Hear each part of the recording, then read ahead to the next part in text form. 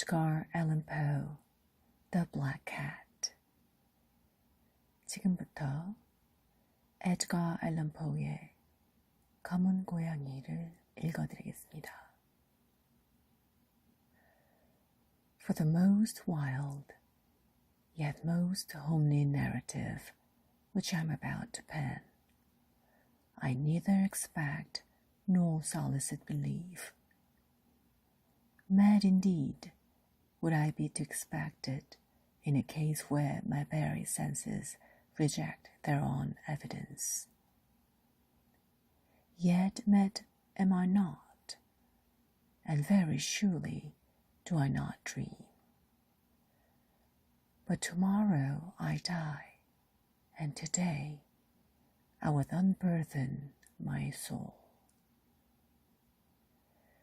My immediate purpose to place before the world plainly, succinctly, and without comment a series of a mere household event.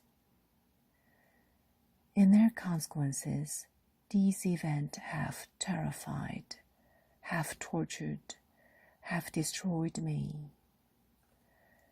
Yet I will not attempt to expound them. To me, they have presented little but horror. To many, they will seem less terrible than baroques. Hereafter, perhaps, some intellect may be found which will reduce my phantasm to the commonplace. Some intellect more calm, more logical, and far less excitable than my own, which will perceive in the circumstances I detail with woe nothing more than an ordinary succession of very natural causes and effect. From my infancy, I was noted too for the docility and humanity of my disposition. My tenderness of heart was even conspicuous as to make me the jest of my companions. I was especially fond of animals, and was indulged by my parents with a great variety of pets. With these I spent most of my time, and never was so happy as when feeding and caressing them. The peculiarity of character grew with my growth, and in my manhood I derived from it one of my principal sources of pleasure. To those who have cherished an affection for a faithful and sagacious dog, I need hardly be at the trouble of explaining the nature or the intensity of the gratification thus derivable.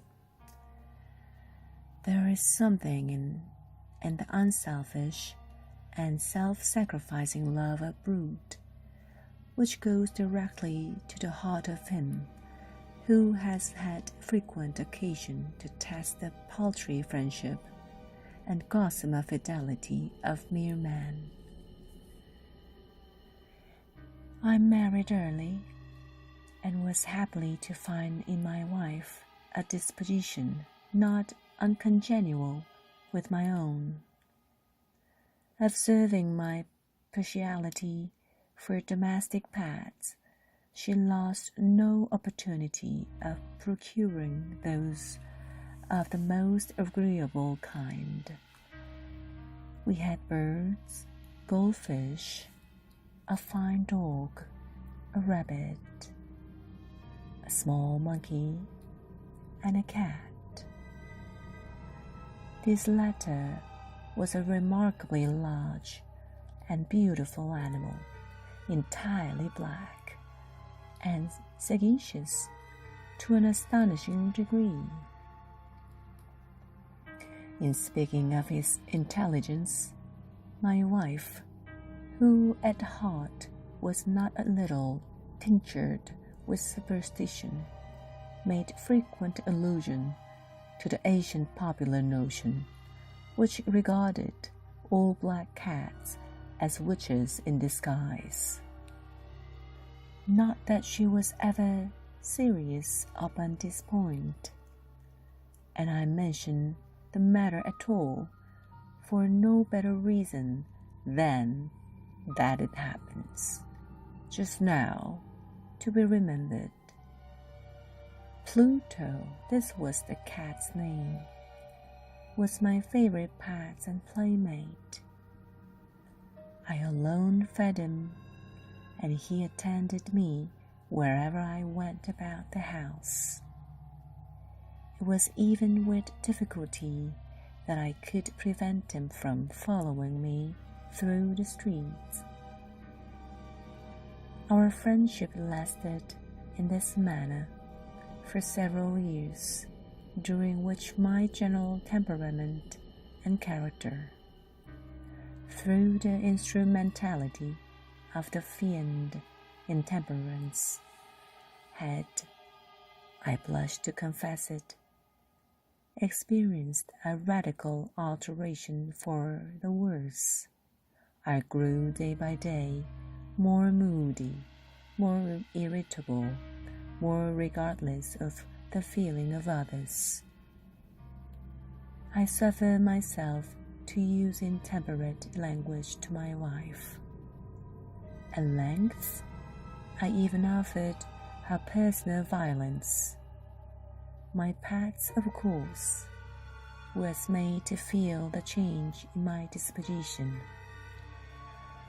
I not only neglected but ill-used them. For Pluto, however, I still retained sufficient regard to restrain me from maltreating him, as I made no scruple of maltreating the rabbits, monkey, and even the dog, when by accident or through affection they came in my way. But my disease grew upon me, for what disease is like alcohol? And at length even Pluto, who was now becoming old, and consequently somewhat peevish, even Pluto began to experience the effects of my ill temper.